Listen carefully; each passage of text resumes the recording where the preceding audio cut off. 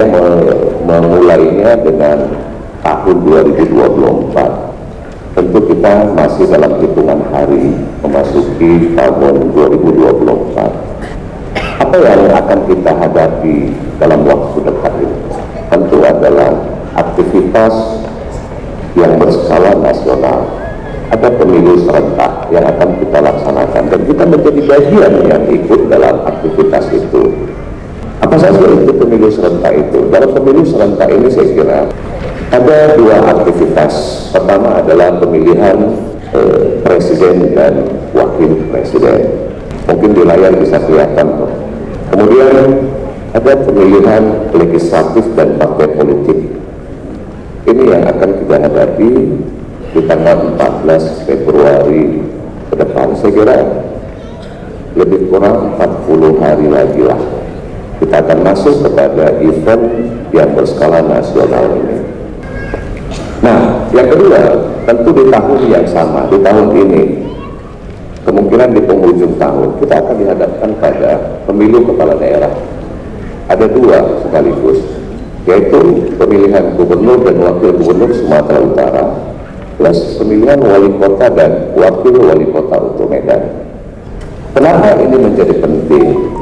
Karena aktivitas pemilu, baik pemilihan presiden dan wakil, pemilihan legislatif, pemilihan eksekutif untuk gubernur dan wali kota serta bupati, ini rawan terhadap aktivitas-aktivitas yang dapat menimbulkan gesekan-gesekan yang berujung pada konflik dan perpecahan.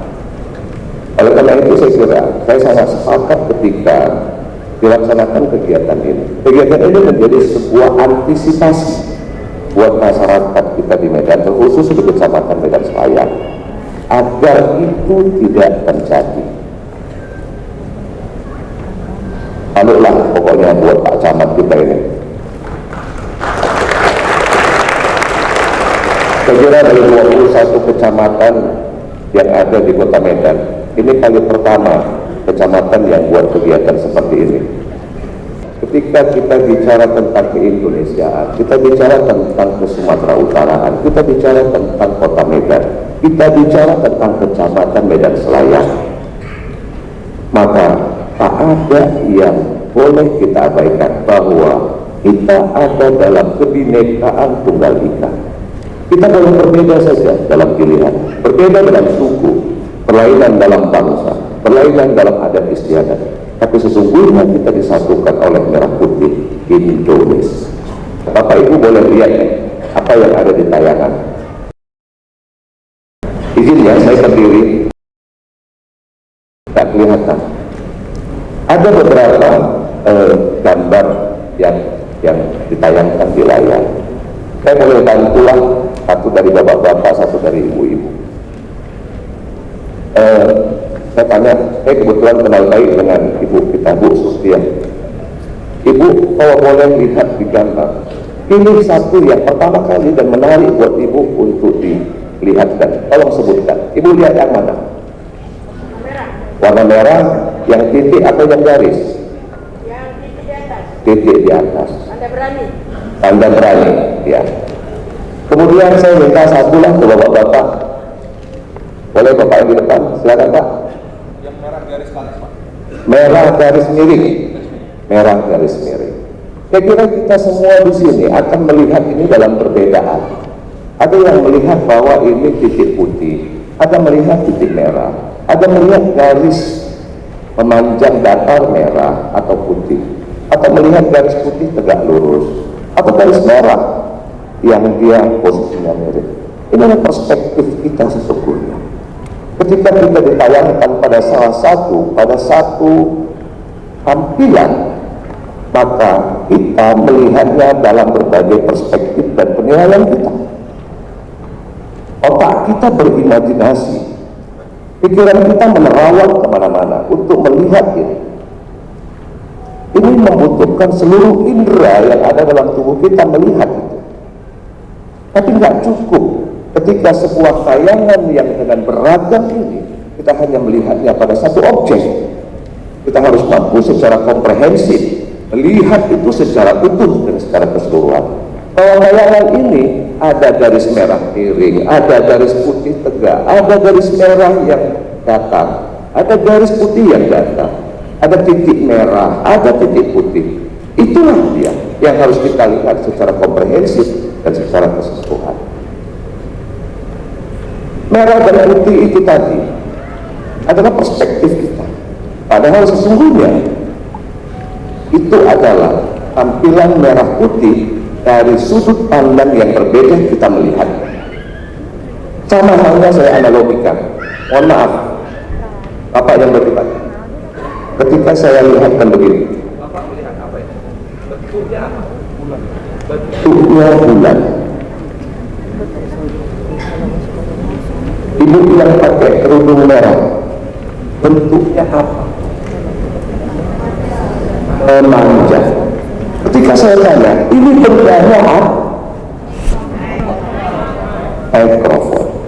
Itulah cara pandang. Maka kita tidak bisa melihat pada satu sisi atau satu perspektif saja. Kita melihat bahwa sesuatu itu punya manfaat dan punya daya guna. Kalau hanya melihat bahwa garis panjang, melihat bahwa dalam bentuk titik, maka tidak ada manfaat. Tapi ketika kita melihat bahwa ini adalah mikrofon, maka kita tahu fungsinya adalah untuk mentransfer suara dan memberi suara menjadi lebih besar. Oleh karena itu saya kira beragam benda apapun yang ada dalam diri kita, dalam lingkungan kita, kita harus mampu melihatnya dalam perspektif yang komprehensif. Inilah kita sesungguhnya Indonesia. Berikutnya, nah, ketika kita sudah sepakat bahwa perspektif kita harus sama melihat Indonesia, maka amanah Undang-Undang Dasar 1945 itu menyebutkan ada visi dan misi bangsa ini. Bahwa visi bangsa ini menjadi bangsa yang merdeka, bersatu, berdaulat, adil dan makmur. Apa kemudian yang menjadi visi bangsa ini? Ada 4. Melindungi segenap bangsa Indonesia dan seluruh tumpah darah Indonesia. Berikutnya adalah memajukan kesejahteraan umum, mencerdaskan kehidupan bangsa, ikut melaksanakan ketertiban dunia yang berdasarkan kemerdekaan, perdamaian abadi, dan keadilan sosial. Ini yang menjadi visi dan misi bangsa dan negara kita. Dan ini turun ke bawah, juga menjadi visi dan misi yang ada di Kecamatan Medan Selayar. Oke, kita dalam saja ya Bu. Kemudian ini menjadi penting buat kita. Ada 4 konsensus dasar berbangsa negara Indonesia. 4 pilar ini harus menjadi pedoman kita. Pertama, Pancasila, Undang-Undang Dasar 45, dan NKRI serta Bhinneka Tunggal Ika. Berikut. Apa yang kita dapati dari nilai-nilai yang bersumber dari Pancasila? Pertama, ada religius, 2 kekeluargaan, keselarasan, kerakyatan, dan keadilan. Ada 5 yang kita peroleh dari nilai-nilai dari Pancasila. Next. Kemudian nilai-nilai yang bersumber dari Undang-Undang Dasar 45. Yang pertama, demokrasi, 2 kesamaan derajat, kemudian ketaatan hukum. Berikutnya, dan apa yang kita peroleh dari Bhinneka Tunggal Ika? Yang pertama toleransi, kedua keadilan, dan berikutnya adalah gotong royong. Selanjutnya, yang bersumber dari NKRI. Pertama kesatuan, satuan wilayah, kedua persatuan bangsa, berikutnya kemandirian. Itu paparan singkat, nanti ada diskusi. Saya mau menutupnya dengan quote atau kalimat-kalimat bijak dari tokoh kita. Saya mengutip yang pertama dari Insinyur Soekarno sebagai founding father bangsa ini. Pemilihan umum jangan menjadi tempat pertempuran, perjuangan kepartaian yang dapat memecah persatuan bangsa Indonesia.